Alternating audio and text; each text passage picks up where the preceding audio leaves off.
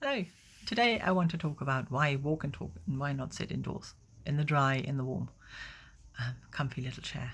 And mainly it is because I've always worked outdoors, um, in various guises. Any serious work I've done that I really believed in has been outdoors. I've had other jobs in between, and I've had jobs that did a bit of both.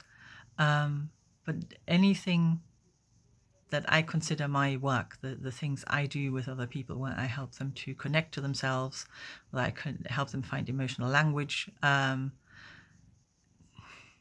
a way to express their feelings.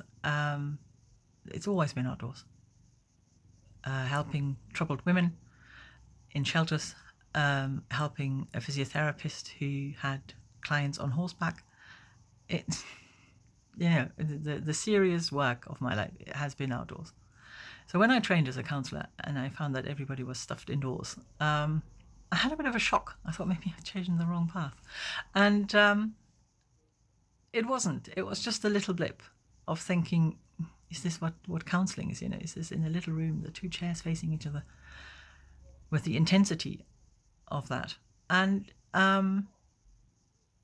the discomfort I feel doing it comes through when I feel stuck like that. Whereas the sessions flow when we do them outside. So I found my way back, luckily both in training and in my placement, to do things outside. And the clients that find me are the ones that like to do that. They look for a walk and talk counsellor, they look for an equine assisted counsellor. And they usually call me now and say, are you sure that, can we still go outside? I know the weather's bad, but is this still possible? Because they don't want to work inside. They like to express themselves freely. And in an outdoor setting, there aren't so many rules how you present yourself. So in a room, there are expectations. This is where you sit. There's the chair I put there for you. That's where you sit. This is how one sits. And this is how one presents oneself when one is in civilized surroundings. And I just think it's a load of nonsense when you want to do important emotional work. So it works for some. I completely get it. The whole industry is built on being indoors in cozy rooms, and it's all lovely. And it doesn't work for me. And it often turns out that it hasn't worked for my clients in the past. So for them, the outdoor thing, it works much better. So I find that if I'm authentic and I offer what I can offer with my connection to nature, then the clients that want that and need that find me. And that does for me. That's okay. I don't want to, I'm not a franchise of somebody else's idea of therapy. I'm me.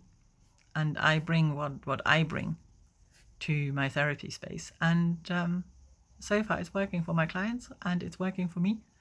And the connection to nature is a strong one. And it does a lot of the work for the client. Feeling that connectedness to another person while you're moving is different to when you are still. It's a bit like dancing. There's a rhythm. And when we are in rhythm with another person, things change. So, yeah, you can't do that on Zoom as easily. You can do a bit of nature work on Zoom, and you can be in each other's gardens via Zoom. So there are ways to do that, but what I like is the encounter of the person with me out in nature, finding out, who we are and how we relate to things. And that's why I do it outside.